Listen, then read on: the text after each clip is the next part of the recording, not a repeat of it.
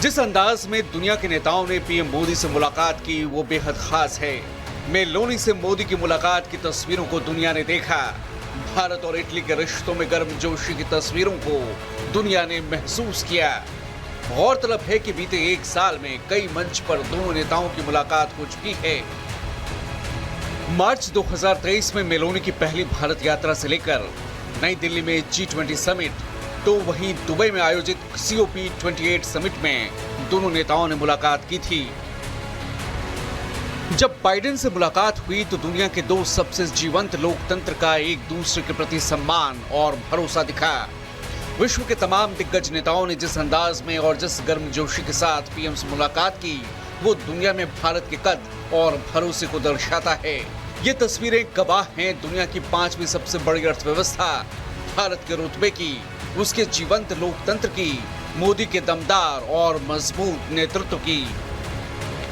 Italy दौरे से PM Modi ने वैश्विक अस्थिरता, अविश्वास और बिखराव से जूझ रही दुनिया को एक बार फिर भारत के विश्व बंधु की भूमिका का परिचय कराया। जब उन्होंने यूक्रेन के राष्ट्रपति जेलेंस्की से मुलाकात की, खास बात यह है कि फरवरी 2022 में रूस यूक्रेन जंग के बाद ये दोनों नेताओं की दूसरी मुलाकात थी। इससे पहले पिछले साल जापान में दोनों नेताओं ने मुलाकात की थी। इसके अलावा G7 समिट के दौरान पीएम मोदी ने पोप फ्रांसिस से भी मुलाकात की। मुलाकात में पोप ने पीएम मोदी को गले लगा लिया।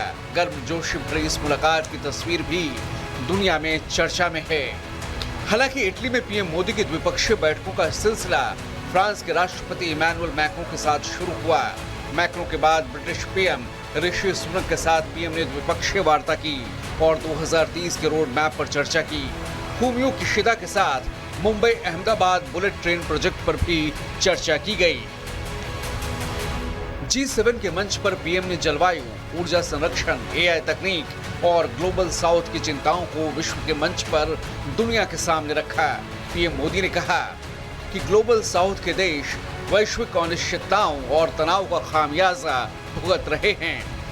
2047 तक विकसित भारत निर्माण का उनका लक्ष्य है। दुनिया को प्रौद्योगिकी को रचनात्मक बनाना चाहिए, विनाशकारी नहीं। AI पर भारत राष्ट्रीय रणनीति तैयार करने वाला पहला देश है और आने वाले कुछ समय में दुनिया को हरित युग बनाने का प्रयास करना चाहिए। पीएम ने दुनिया से एक पेड़ मां के नाम पर लगाने की अपील की। वहीं तीसरे कार्यकाल की पहली विदेश यात्रा में G7 सम्मेलन में शामिल होकर पीएम ने एक और इतिहास अपने नाम किया, जहां समूह का सदस्य न होते हुए भी लगातार 5वीं बार शिखर सम्मेलन में बतौर विदेशी अतिथि शिरकत की। इससे पहले 2019 में फ्रांस, 2021 में वर्चुअली, 2022 में जर्मनी, 23 में जापान में हुए G7 सम्मेलन में पीएम ने हिस्सा लिया। वहीं इस बार मेजबान इटली ने भारत को आउटरीच देश के रूप में आमंत्रित किया। G7 में पीएम मोदी के नेतृत्व में भारत की लगातार हिस्सेदारी पर विशेषज्ञों का मानना है कि ये दुनिया में भारत की बढ़ती ताकत का प्रतीक है। आज when India speaks, the world listens.